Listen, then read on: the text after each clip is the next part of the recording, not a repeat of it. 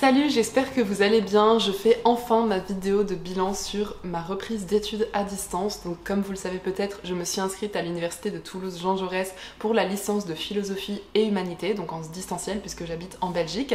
Et dans cette vidéo, je vais vous expliquer un peu comment s'est passée ma première année de licence puisque je suis allée jusqu'au bout et j'ai réussi à valider mon année, donc je suis très contente. Donc ce bilan d'études va être divisé en 3 vidéos différentes. À la base, je voulais faire 3 parties dans une seule vidéo, mais en fait ça va être un peu trop dense et j'ai peur qu'il y ait trop de contenu et que les 3 parties n'intéressent pas forcément les mêmes personnes. Donc finalement je vais faire 3 vidéos séparées. La première portera donc sur le contenu des cours, donc le programme de cette première année de licence de philosophie et humanité à Toulouse. Donc dans cette vidéo je vais vous parler surtout des œuvres que j'ai étudiées, du programme, etc. Si ça m'a plu ou pas. En ce qui concerne vraiment l'organisation, la manière d'étudier en autonomie quand c'est des études à distance, ça fera l'objet de la deuxième vidéo où là je parlerai vraiment de comment ça se passe d'être étudiant à distance.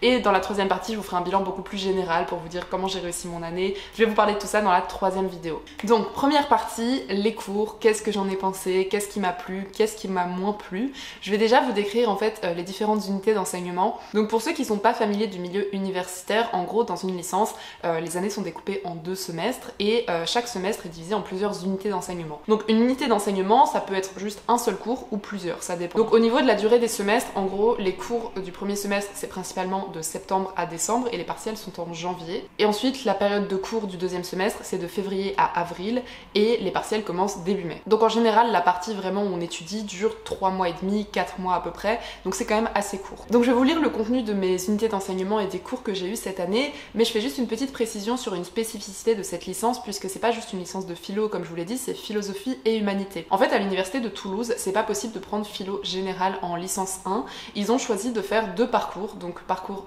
philosophie et humanité ou philosophie et sociologie. Et on est obligé de choisir une de ces mineures pour la licence 1, mais à partir de la licence 2, on peut aller en philosophie générale, c'est au choix. Moi ça me dérangeait pas du tout parce que justement c'est une des raisons pour lesquelles j'ai choisi cette licence, parce que ce côté très complet finalement m'attirait beaucoup. Et donc forcément j'ai un peu moins de cours de philo que dans une licence de philosophie classique, mais j'ai des cours de culture antique, des cours de lettres. Le seul inconvénient qui fait que j'ai un petit peu hésité et que je sais pas encore à 100% si je vais faire de la philo générale après ou si je vais rester en philo et humanité, c'est que y a beaucoup de cours de littérature, ils ont quand même une place importante dans ce programme et comme j'ai déjà une licence de lettres, c'est un petit peu répétitif, mais en même temps j'adore tellement la littérature que ça me dérange pas tant que ça. Donc je vais voir pour la suite, faut bien que je compare les programmes, mais pour l'instant, il y a peut-être moyen que je continue quand même dans cette spécialité. Donc en ce qui concerne les cours du premier semestre, j'ai donc eu ma première unité d'enseignement, c'était philosophie générale.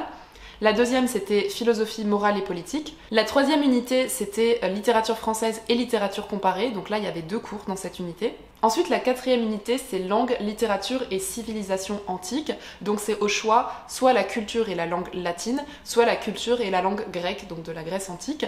Et donc si on choisit par exemple la culture antique grecque, on est obligé d'apprendre le grec ancien avec, et pareil pour le latin et la culture romaine. Donc moi, évidemment, j'ai choisi la culture grecque parce que c'est vraiment un truc qui me passionne, mais c'est vrai que du coup, la langue est un petit peu plus compliquée vu qu'il y a la différence d'alphabet, etc. Mais comme personnellement, j'apprenais déjà le grec moderne, je connaissais déjà bien l'alphabet, donc forcément, ça aide. La cinquième unité d'enseignement, c'était la méthodologie de la dissertation et explication de textes philosophiques. Et la 6e unité d'enseignement, c'était une option au choix. Donc le mot option, ça veut pas dire que c'est facultatif. On est quand même obligé d'en choisir une pour la 6e unité parce que ça fait partie des crédits pour obtenir notre année. Mais c'est une option dans le sens où on peut choisir un cours au choix parmi les options, mais ils sont pas tous disponibles en enseignement à distance, donc c'est vrai qu'en soi, il n'y a pas énormément de choix. Et ensuite, au 2e semestre, il y a quelques cours qui changent, d'autres qui restent. Donc pour les cours de philosophie, c'était pas les mêmes. J'avais philosophie antique et médiévale en première UE, et la 2e c'était philosophie et sciences. La 3e c'était littérature française et littérature comparée, donc ça change pas. La 4e ne change pas non plus, c'était toujours langue, culture et civilisation, donc c'est un programme sur 1 an, donc si tu choisis le grec au premier semestre, tu dois aussi le prendre au 2e. Et ensuite la 5e c'était méthodologie du travail universitaire, donc c'était un peu différent de la méthodologie de la dissertation, etc. Et à nouveau, la 6e c'était l'option. Donc ça c'était pour le programme de l'année, sachant que l'option normalement on en a une par semestre, sauf si on prend une langue vivante. Et moi en l'occurrence j'ai pris l'italien, donc j'étais obligée de l'avoir sur toute l'année. À la base j'avais pas envie de prendre une langue, mais j'ai pas eu le choix parce que je vous l'avais un petit peu expliqué dans ma vidéo sur mon inscription qui était un petit peu compliquée, mais malheureusement j'ai pas pu avoir les options de mon choix à cause des difficultés d'inscription, et du coup j'ai été obligée de prendre une langue vivante, donc mon option toute l'année c'était l'italien. Donc ensuite, comment se passent les cours? Donc là je vais quand même parler un petit peu des cours à distance parce que forcément c'est une question qu'on se pose quand on hésite à faire ça. Est-ce que c'est des cours en visio? Est-ce qu'il y a un emploi du temps? Ou est-ce que c'est juste de l'autonomie complète? Alors je sais pas comment c'est dans les autres facs, mais en tout cas à l'université de Toulouse c'est vraiment une autonomie complète. Donc en gros les cours ils ressemblent à ça, c'est-à-dire c'est juste un PDF qu'on reçoit par la poste, donc ça fait partie des frais d'inscription. Je crois qu'en tout c'est à peu près 470 € pour l'année. Donc c'est quand même un budget, mais en gros c'est 100 € pour la CVEC, donc ça c'est tous les étudiants qui doivent la payer par année. Ensuite, il y a les frais d'inscription administratifs au mois de juin, donc ça je crois que c'est 170 €. Et ensuite en septembre, quand on fait son inscription pédagogique, on doit choisir, donc on s'inscrit à distance et là on doit payer 196 € pour l'année. Et donc peu de temps après avoir fait son inscription, avoir choisi ses cours, on reçoit donc ces PDF là. Donc la longueur des cours, franchement ça dépend. En général c'est entre 80 et 120 pages, ça dépend lesquels. Il y en a certains qui sont plus courts, d'autres qui sont plus longs, mais voilà, on va dire que la moyenne c'est une centaine de pages par cours. Donc ça c'est pour le support papier, donc c'est vraiment l'équivalent retranscrite des cours qu'on aurait en présentiel.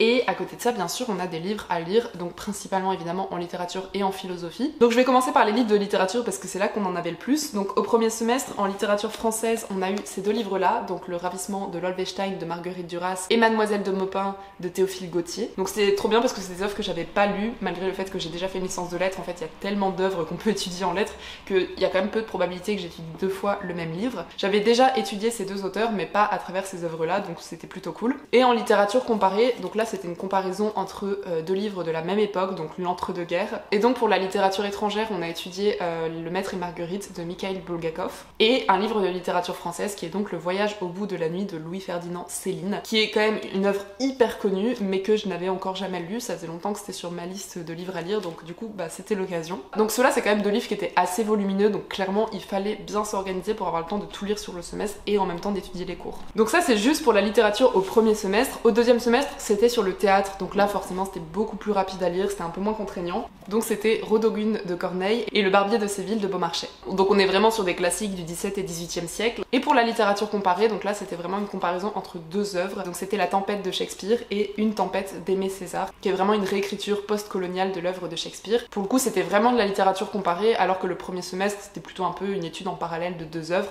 Il n'y a pas eu vraiment de littérature comparée à proprement parler, si ce n'est qu'on pouvait faire nous-mêmes un peu le parallèle entre les deux œuvres. Donc voilà, en tout cas pour la mineure humanité, dans le cours de lettres, sachant que c'est quand même un assez gros coefficient, vu qu'il y a deux cours, c'est quand même coefficient 8. Donc c'est pareil que notre première UE, qui a un coefficient quand même assez élevé, la philosophie générale ou la philo antique et médiévale au deuxième semestre. Donc voilà, les lettres prennent quand même une grosse place dans ce cursus. Donc pour les livres de philo, j'avoue qu'ils sont un petit peu perdus dans mon bazar, donc je les ai pas sous la main, mais je vous les afficherai peut-être à l'écran. Au premier semestre pour la philo générale, donc là c'était pas un cours qui portait vraiment sur les œuvres, c'est juste que les œuvres faisaient partie du programme de ce semestre, mais c'était un cours de manière assez générale sur l'herméneutique et la philosophie de la connaissance, donc l'épistémologie. Je pense que ça c'était un des cours les plus difficiles, mais aussi super intéressant parce que c'était quand même une bonne introduction à plein de concepts philosophiques. Donc généralement l'herméneutique c'est pas mal associé à la compréhension des textes religieux. Là c'était vraiment l'herméneutique en général, c'est-à-dire la science de l'interprétation, la philosophie de l'interprétation. Donc c'était super intéressant, mais là où c'était assez exigeant, c'est que tout simplement ça demandait vraiment d'apprendre tout un vocabulaire de la philosophie,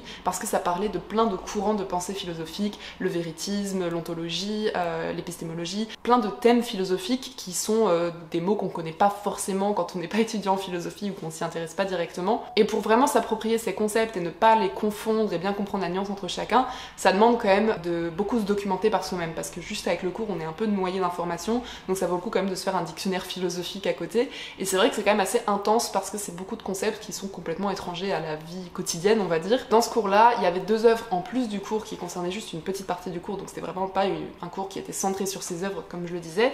Donc il y avait notamment Ion de Platon et le traité théologico-politique de Spinoza. Et je crois que pour le premier semestre c'était à peu près tout au niveau des livres que j'ai dû lire. J'ai oublié les lectures du cours de méthodologie où on devait lire plusieurs textes de Platon pour s'initier au débat philosophique, donc je vous les mets à l'écran. Parce que dans les autres matières, j'avais plutôt des livres théoriques, donc notamment pour la culture antique et le grec ancien, j'avais ces livres-là. Et pour l'italien, tout simplement un manuel d'italien qui est totalement en langue italienne d'ailleurs.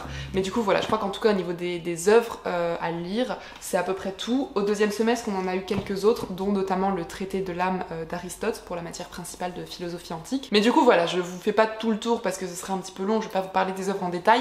Donc là où je veux en venir avec tout ça, c'est que si on cumule les cours qui demandent quand même beaucoup d'attention, honnêtement je ne conseille pas d'essayer de lire plus de 10 pages par jour parce qu'il y a beaucoup d'informations à assimiler et à retenir, ça se lit pas du tout comme un roman. Sachant que des PDF d'une centaine de pages, on en a quand même 6 ou 7 par semestre, ça fait quand même un gros volume de lecture, en plus des œuvres à lire. Donc en fait, on peut pas du tout se permettre d'étudier tout la veille des partiels ou de faire tout en dernière minute parce que tout simplement, même si vous lisez super vite, le volume fait qu'il faut quand même réussir à répartir ça sur le semestre. Et du coup, pour les personnes qui ont tendance à tout faire en dernière minute, ça peut être un gros challenge. Mais ça, je développerai plus dans la partie vraiment spécifique aux études à distance. Est-ce que ça m'a plu? Qu'est-ce que ça m'a apporté? Qu'est-ce que j'ai aimé? Qu'est-ce que j'ai moins aimé? Je vais commencer par la littérature parce que je vous en ai déjà un petit peu parlé, mais en gros, j'étais plutôt contente vu que je suis tombée sur des œuvres que j'avais jamais étudiées, donc c'est quand même un coup de chance parce que j'ai vu que dans certains cours en présentiel, il y avait des programmes et des œuvres que j'avais étudiées pendant ma licence de lettres.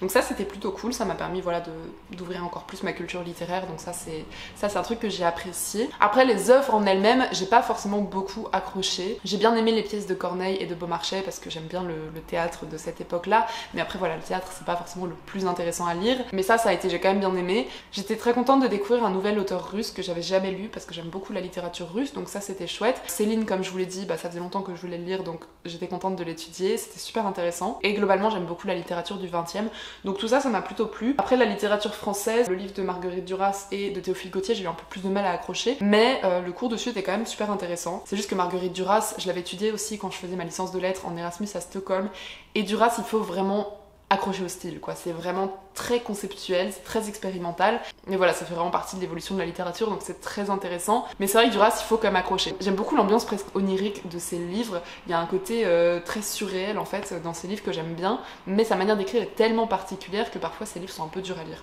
Du coup, au niveau des œuvres à proprement parler, c'était clairement pas les œuvres qui m'ont le plus passionnée quand je compare avec certaines que j'ai étudiées pendant ma licence de lettres il y a quelques années, mais en tout cas, dans l'ensemble, comme j'adore la littérature, ça m'a quand même passionnée, les cours étaient très intéressants, donc là-dessus, voilà, il y a rien à dire, j'étais plutôt contente. En ce qui concerne les cours de philosophie, donc la philosophie générale et la philosophie antique, c'est vraiment nos deux matières principales au premier et deuxième semestre. Ça, j'ai vraiment adoré parce que c'était une super bonne initiation à la philo et j'ai appris énormément de choses. Donc c'était clairement pas des cours faciles, c'était très exigeant. Aristote, forcément, comme c'est de la philosophie antique, il y a quand même des concepts aussi qu'il faut s'approprier et il y a un gros décalage en fait parce que forcément les connaissances scientifiques et les connaissances rationnelles sur le monde étaient très éloigné de ce qu'on a maintenant, donc en fait il fallait un peu faire abstraction de tout ce qu'on sait sur la science pour comprendre un peu comment les philosophes pensaient la science à cette époque-là, donc c'était quand même très intéressant, j'ai appris plein de choses, mais clairement c'était deux cours où il fallait vraiment s'investir beaucoup pour maîtriser tous les concepts.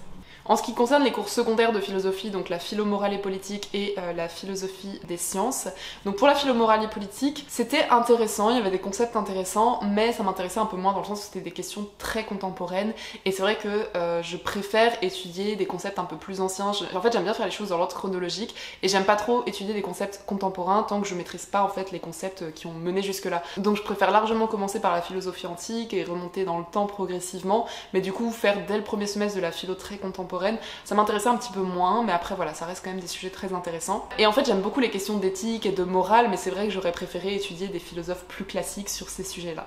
En ce qui concerne la philosophie des sciences et la méthodologie universitaire au deuxième semestre, ça je pourrais pas trop vous en parler tout simplement parce que ce sont deux épreuves auxquelles je ne suis pas allée et j'ai pas vraiment eu le temps du coup d'étudier les cours, mais je les ai quand même sous la main, donc je vais quand même essayer de rattraper un peu ce retard parce que j'ai pas envie d'avoir de lacunes pour la suite, mais voilà, ça c'est suite à des problèmes personnels que je développerai pas dans cette vidéo pour pas trop m'étaler, mais je vous ai expliqué tout ça dans ma dernière vidéo, notamment des problèmes de santé que j'ai eu au second semestre, mais c'était aussi pour des raisons logistiques qui font que les partiels étaient un peu trop éloignés dans le temps et ça m'obligeait à rester 3 semaines entières à Toulouse, donc voilà, ça je vous le développerai plus quand je ferai ma vidéo sur vraiment l'aspect études à distance, les côtés positifs et les côtés négatifs. Mais du coup pour ces cours là, forcément j'ai pas d'avis. Et ensuite les cours que j'ai pas mentionnés, donc c'était la méthodologie de la dissertation et du commentaire de texte au premier semestre. Donc ça c'est un cours qui est très théorique, c'est vraiment pour comprendre la méthode philosophique. Donc c'était quand même super intéressant. Et en fait en soi le cours en lui-même, comme j'ai dit, c'est très théorique. On avait des exemples de dissertation. Donc ces exemples-là en fait ils permettaient un peu de se familiariser avec la dissertation philosophique, etc. Donc c'était intéressant, il y avait quand même des exemples philosophiques dans le cours. Mais ce que j'ai beaucoup aimé en fait, c'est que finalement le partiel final c'était une dissertation philosophique et là j'ai vraiment adoré parce qu'on avait un sujet vraiment qui pouvait tomber sur n'importe quelle thématique et on devait disserter dessus et ça j'ai vraiment aimé parce que l'exercice de la dissertation philosophique c'est vraiment un exercice que j'adore. Et donc je vais conclure sur les cours de langue et civilisation antique et enfin par le cours d'italien.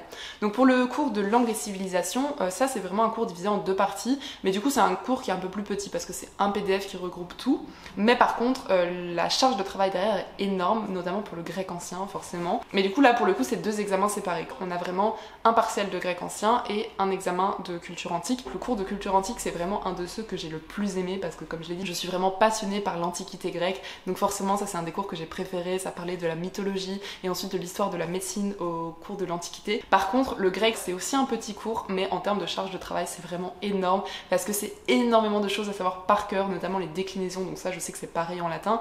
Pour ceux qui maîtrisent pas en plus l'alphabet grec, je pense qu'il y a toute cette dimension là avec laquelle il faut se familiariser. Mais du coup j'avoue que le grec ancien ça m'a un peu déçu dans le sens où finalement c'est énormément de grammaire et de conjugaison, ce qui ok c'est nécessaire si on veut ensuite apprendre à lire des textes en grec ancien, mais je sais que moi j'irai jamais si loin parce que c'est un cours qui prend pas assez de place et je vais jamais être experte en grec ancien, je vais jamais avoir le niveau pour lire des textes antiques en langue originale. Mais du coup moi ce qui m'intéresse surtout c'est d'apprendre le vocabulaire du grec ancien parce que c'est super intéressant d'un point de vue étymologique pour comprendre les termes qu'on utilise aujourd'hui, notamment dans tout ce qui va être les domaines de la médecine ou de la philosophie. Donc clairement en fait le lexique et le vocabulaire, bah ça je vais juste continuer à l'apprendre par moi-même parce que dans le cours il y avait vraiment pas trop de ça, c'était vraiment centré sur les déclinaisons, c'est beaucoup de par cœur et un peu du bourrage de crâne. Donc clairement c'est pas le cours que j'ai préféré, mais je m'en suis pas trop mal sortie donc j'étais quand même super fière de moi parce qu'au début ça me paraissait super compliqué. Et enfin pour conclure je terminerai donc sur le cours d'italien. Là à nouveau ce qui me dérangeait un peu c'est l'investissement demandé parce qu'il y avait quand même beaucoup de choses à apprendre, sachant qu'en plus je faisais déjà de l'italien sur Duolingo depuis genre un an. Malgré Duolingo ça m'apparaît quand même super exigeant, donc j'imagine pour quelqu'un qui part vraiment de zéro. Mais du coup ce qui était un peu embêtant c'est que finalement le grec ancien, vu que c'est la moitié d'une unité d'enseignement et l'italien c'est une option, c'est des petits coefficients en fait. Et c'est des petits coefficients mais qui demandent un investissement de temps qui est disproportionné par rapport à d'autres matières qui sont beaucoup plus importantes. Donc en fait ce déséquilibre là c'est un peu le truc que j'ai pas trop aimé parce que c'était super frustrant de devoir passer autant de temps sur les déclinaisons grecques et sur la conjugaison italienne par exemple, alors que finalement en termes de poids dans les crédits pour valider l'année c'était très peu, mais bon au final je m'en suis quand même très bien sortie, j'ai validé facilement mon année, j'ai eu des très bons résultats, donc dans l'ensemble je suis quand même très contente. Mais c'est vrai que c'est pour ça qu'à la base je voulais pas apprendre de langue en option, tout simplement parce que j'adore apprendre des langues en voyageant, j'adore apprendre des langues sur Duolingo, mais la méthode universitaire, la méthode scolaire de l'apprentissage des langues, je trouve ça un petit peu chiant et je suis pas hyper fan. Mais comme c'est une langue que je commençais un peu à apprendre par moi-même, ça m'a quand même donné des bases hyper solides en un an, j'ai vraiment progressé beaucoup en italien, mais en fait j'ai l'impression que je serais pas capable de suivre une conversation parce que finalement c'est trop théorique en fait. Et du coup ok j'ai appris plein de choses, mais si je vais pas passer 2 semaines en Italie dans les prochaines années, je pense que je vais tout perdre. Donc heureusement je continue d'entretenir un peu avec Duolingo etc. Mais voilà c'est un peu le côté un peu négatif de ça, mais je suis quand même contente de l'avoir fait. Donc en conclusion, vous l'aurez compris, dans l'ensemble les cours m'ont plutôt plu, c'était très polyvalent, c'était très riche, c'était dense, clairement je trouve que c'était assez intense. Personnellement j'avais déjà fait des études donc je devrais le savoir, mais je pense qu'on a un peu du mal à se rendre compte de la charge de travail en université. Et ça c'est vraiment un des trucs où je pense qu'il peut y avoir un décalage entre le fantasme de reprendre des études et la réalité, c'est que y a un côté quand même très bourrage de crâne. On doit intégrer énormément d'informations en un laps de temps très court, et si vous faites des études à distance, bah ça se peut que vous ayez un travail à côté j'imagine. Est-ce que c'est compatible? Honnêtement je pense que oui, parce que j'ai pas passé du tout mes 3 mois à étudier jour et nuit, clairement pas. J'ai quand même une tendance à lire vite, à apprendre vite, donc ça aide. Mais je pense clairement que pour les personnes qui aiment bien prendre leur temps, qui lisent assez lentement et qui ont besoin de lire plusieurs fois pour bien mémoriser, etc., c'est quand même effectivement très dense. Donc si on fait que ça à plein temps, clairement c'est largement suffisant et on a même le temps je pense d'étudier des trucs en plus. Mais surtout voilà, je pense que la plupart des gens qui étudient à distance ont un job à côté, font d'autres choses de leur vie. Et puis bah, c'est pas forcément évident de travailler en totale autonomie à plein temps quoi. Donc oui en soi 3-4 mois c'est largement suffisant, mais dans les faits à chaque fois que le semestre se termine souvent on a beaucoup de retard et on se rend compte qu'il y a quand même énormément de choses à lire et que bah, lire ça prend quand même du temps. En tout cas ce que j'ai le plus aimé dans cette licence c'était vraiment la polyvalence, parce que moi ce que j'aime bien c'est étudier plein de domaines différents, je suis quand même quelqu'un de très curieux et le problème des études supérieures c'est que souvent on doit vraiment se spécialiser dans un domaine. Donc le fait là d'avoir une licence qui me permettait à la fois d'étudier des langues mortes, des langues vivantes, de la culture antique, la philosophie, la littérature, etc. Bah c'était super complet, donc ça c'est vraiment le gros plus pour moi, même si forcément si je fais ce parcours-là, je serai un peu moins experte en philo que quelqu'un qui aurait fait un programme totalement focus sur la philosophie.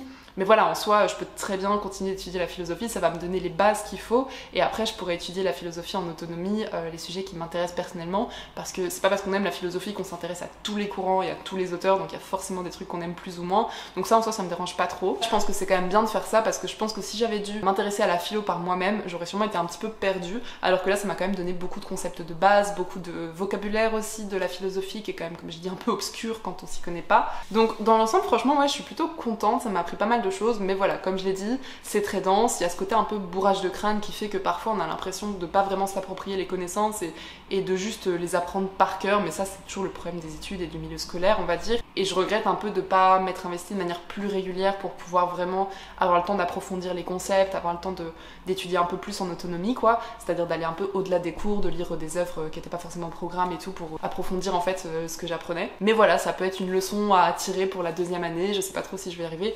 Après, comme je l'ai dit, j'ai eu beaucoup de problèmes personnels qui ont énormément interféré avec mon année, notamment au niveau de ma santé, donc c'est aussi pour ça que je me suis pas investie autant que j'aurais voulu. Mais malgré tout, j'ai quand même réussi mes partiels, j'ai quand même réussi mon année, donc clairement c'est possible, même si on a des problèmes perso, même si on a des contretemps, mais ça demande quand même de l'autodiscipline et de la volonté. Donc voilà, c'est tout pour cette première partie. À la base, je pensais que j'allais faire une seule vidéo pour vous parler de tout, mais finalement, je me suis rendu compte qu'il allait falloir en faire 3 séparées, sinon elle allait durer 1h30. Mais en tout cas, voilà, ça c'était vraiment pour le contenu des cours, donc je pense que cette vidéo, elle s'adresse surtout aux personnes qui sont vraiment intéressées par cette licence spécifiquement, mais du coup c'est pas plus mal de diviser parce que ça n'intéresse pas forcément tout le monde, alors que les études à distance ça peut concerner un peu n'importe qui, quel que soit le domaine qui vous intéresse. Mais du coup voilà, en tout cas pour ce qui est des cours, je suis quand même très contente et ça me donne envie de continuer, je trouve que c'est très stimulant intellectuellement, donc ça j'aime bien. Et donc dans la prochaine vidéo je vais parler plus spécifiquement des études à distance, donc comment je me suis organisée, comment ça s'est passé, ce que j'ai aimé, ce que j'ai moins aimé, les difficultés logistiques, etc. Parce que c'est plein de questions forcément qu'on se pose quand on envisage ça. Donc voilà, j'espère que cette vidéo vous aura intéressé. S'il y a certaines œuvres dont j'ai parlé, que vous avez lues, que vous avez apprécié ou non, n'hésitez pas à me le dire en commentaire, je suis assez curieuse, mais en tout cas moi dans l'ensemble j'étais très contente de pouvoir découvrir tout ça. Et je vais directement enchaîner avec la deuxième vidéo et je vais essayer de les poster de manière assez rapprochée. Donc je vous remercie d'avoir vu cette vidéo, j'espère qu'elle vous a plu et je vous dis à très bientôt.